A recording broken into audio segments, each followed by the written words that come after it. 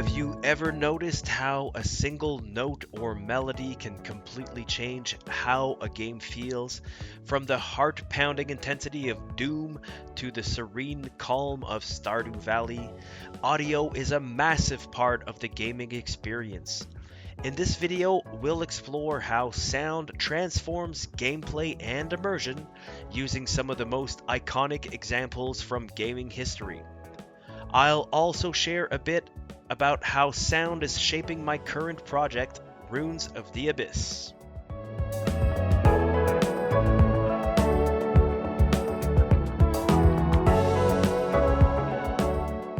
Hey everyone, welcome back to my indie game design channel. I'm Nick Latray, and today we'll be diving deep into one of the most underrated yet crucial aspects of game design, music and sound.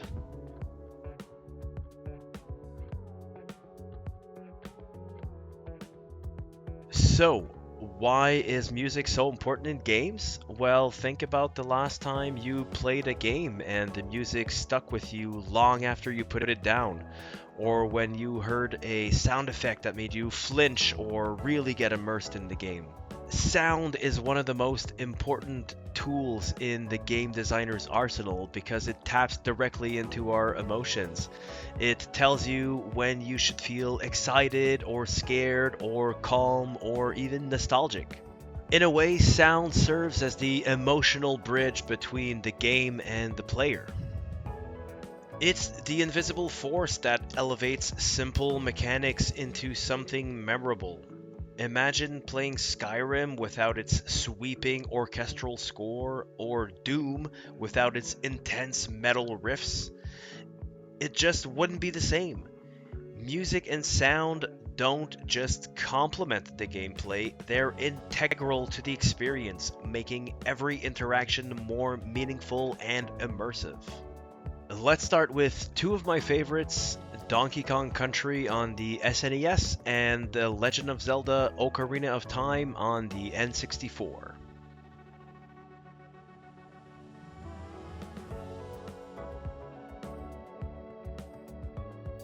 These games are perfect examples of how music is used to enhance world building and evoke emotion. Take Donkey Kong Country's Island Swing.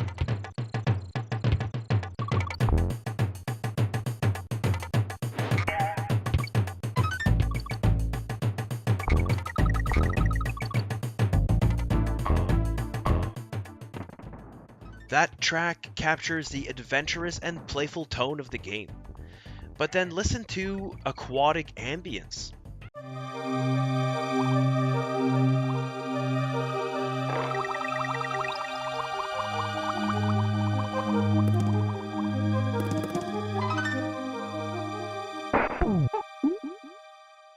And suddenly you're immersed in a more peaceful, almost meditative experience.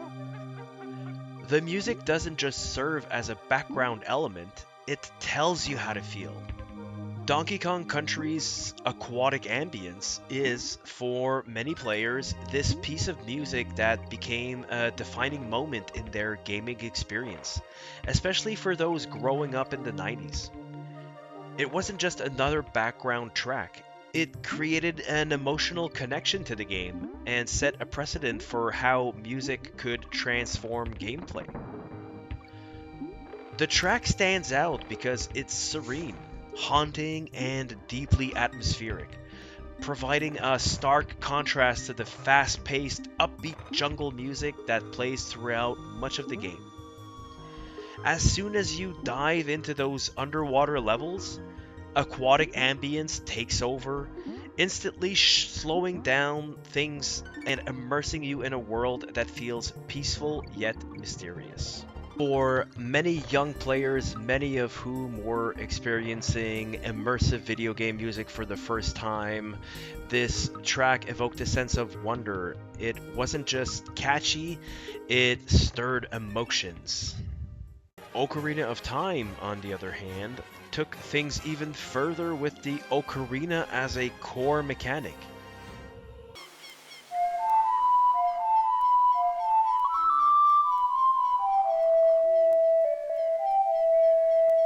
music wasn't just atmospheric, it was interactive. Songs you played on the ocarina could change time, summon weather, or transport you across the world. The music felt like magic and it became a part of the gameplay itself. It's this kind of integration of sound into game mechanics that elevates the whole experience. Now, while Donkey Kong and Ocarina of Time used music to transport you into their world, let's take a look at something even more powerful. Music that elevates moments and makes them unforgettable.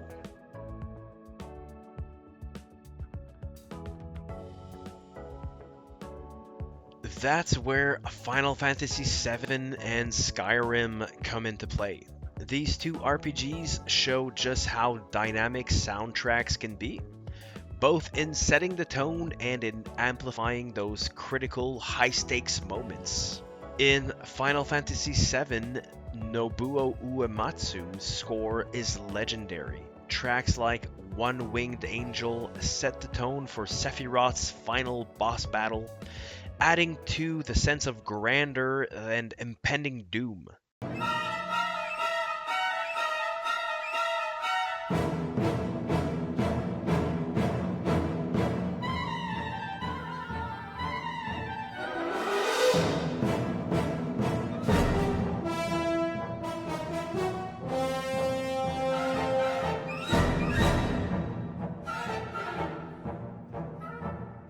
The music elevates those high stakes moments, making them unforgettable.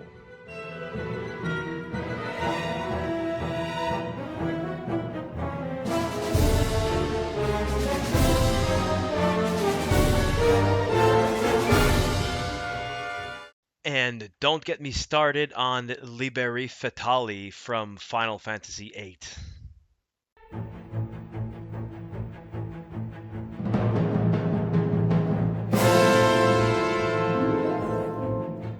It isn't just one of the best video game tracks, it's one of the greatest musical numbers in the history of the world. I mean, who knew that a video game could open with a Latin choir that sounds like they're summoning the ancient gods to judge your every move? The sheer drama of it all. The second you hear that Phthos Lusek Wikos Vinosek chant, it's like you've been personally invited to an epic battle between good and evil and all you did was press start.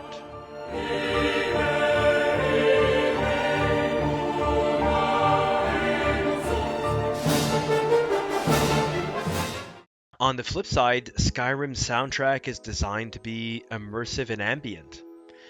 When you're exploring the vast open world, the orchestral score subtly adapts to what you're doing.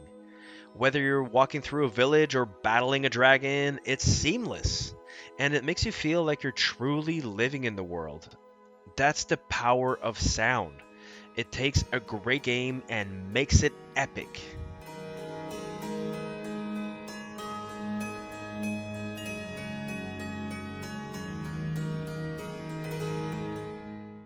Of course, not all games need sweeping fantasy scores to use music effectively. Sometimes it's just about using music to amplify the mood, whether that's high octane intensity or even calming relaxation. Two games that master this but could not be more different are Doom and Stardew Valley.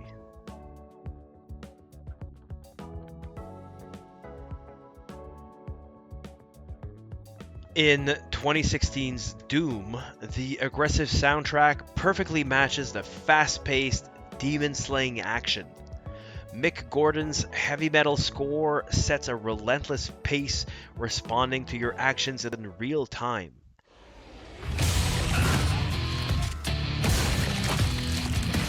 The music drives the adrenaline-fueled experience, making it chaotic, thrilling, and totally immersive.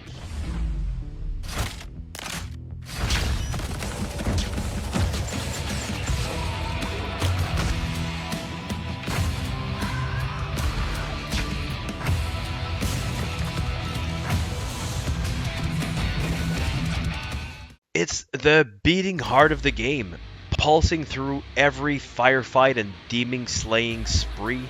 The heavy metal soundtrack doesn't just complement the action, it drives it. You aren't just fighting hordes of demons, you're performing a symphony of destruction, and every shotgun blast and chainsaw slash syncs up perfectly with the brutal riffs. The moment the music kicks in, you know it's time to rip and tear. The fast, aggressive tempo of the soundtrack sets the pace for the game, urging you forward with an almost primal intensity. The music adapts to the carnage, getting heavier and more chaotic as the combat escalates, making you feel like you're in the middle of a metal concert from hell. Literally. Without that pulse-pounding soundtrack, Doom wouldn't be Doom. It's not just a game you play, it's a game you feel. And the music is what makes your heart race just as fast as the enemies you're obliterating. On the other hand, Stardew Valley is about peace and relaxation. Its soft, repetitive soundtrack changes with the seasons, drawing you into the slow, cyclical rhythm of the game. It's a completely different approach, but just as powerful in immersing players in the game's atmosphere.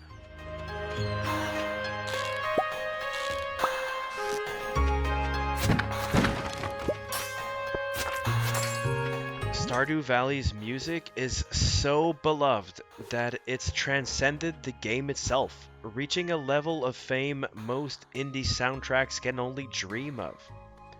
In fact, the music is so iconic that it now has its own world touring band. Yes, you heard that right. Fans of the game can now experience those peaceful, nostalgic tracks live in concert.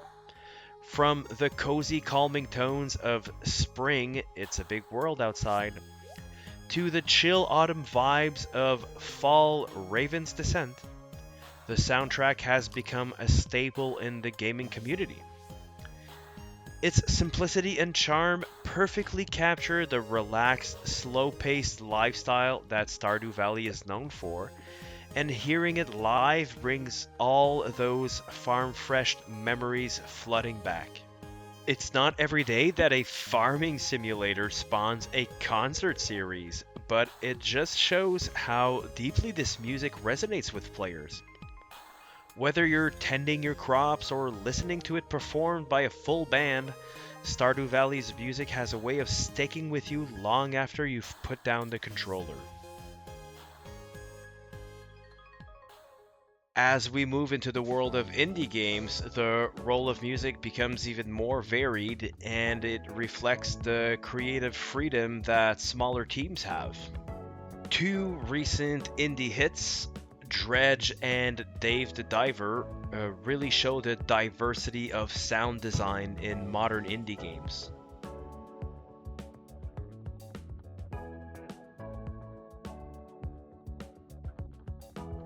Dredge uses music to build a sense of eerie mystery.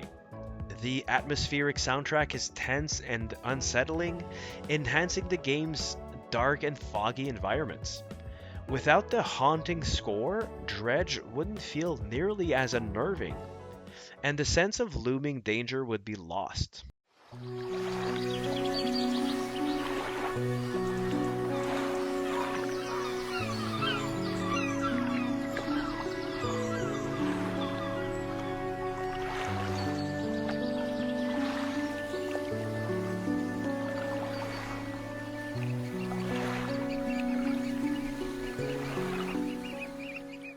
Meanwhile, Dave the Diver strikes a totally different chord with its playful, quirky soundtrack. The music adapts seamlessly to the changing pace of the game. One moment calm and relaxing as you fish, and the next upbeat and lively as you manage your restaurant.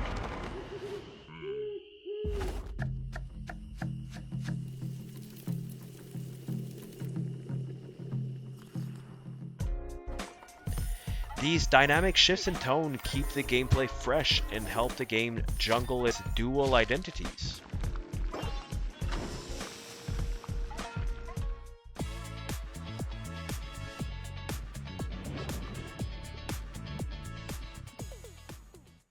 The music in Dave the Diver is an absolute gem, and it plays a crucial role in the game's charm and atmosphere. As you switch between underwater exploration and running your sushi restaurant, the soundtrack shifts with you, perfectly capturing the duality of the game's quirky, laid-back vibe. The underwater sections are accompanied by calming, ethereal tunes that make you feel like you're truly immersed in the ocean's depths, adding a sense of wonder and serenity to your diving adventures. On the flip side, when you're back on land managing the bustling sushi bar, the music takes on a livelier, upbeat tone, bringing energy and fun to the routine. The seamless transitions between these distinct moods help ground the player in Dave the Diver's world, making each activity feel more immersive and engaging. It's the kind of music that stays with you long after the game's off, and you can't help but hum along to it while you wait for your next dive or dish.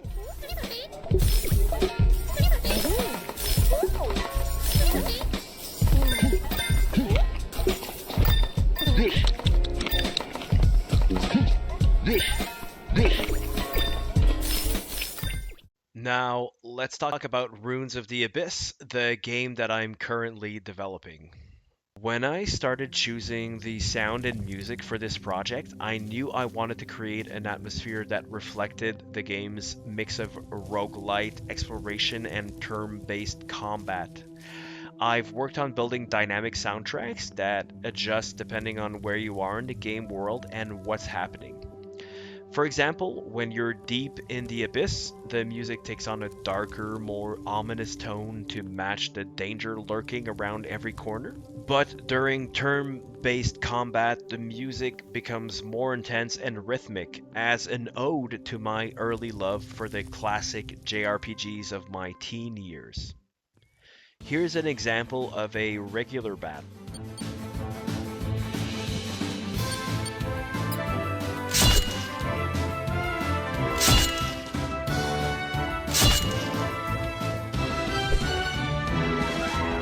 And here's an example of an elite battle.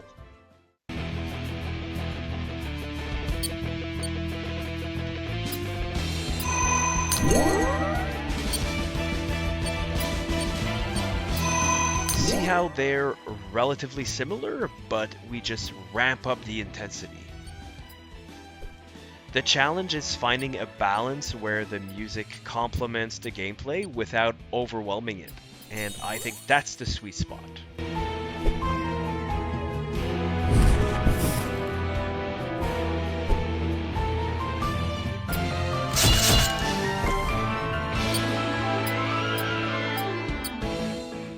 At the end of the day, music and sound can completely transform the way we experience games. From the nostalgic melodies of Donkey Kong Country to the adrenaline-pumping beats of Doom, sound shapes our emotions and deepens our connection to the game world. And in my own project, Runes of the Abyss, I'm constantly reminded of just how important it is to get the audio right. If you enjoyed this breakdown of how sound transforms gameplay, let me know in the comments what your favorite game soundtrack is. And don't forget to join the conversation over on our Discord channel where we talk all things game development. Thanks for watching, and I'll see you in the next one.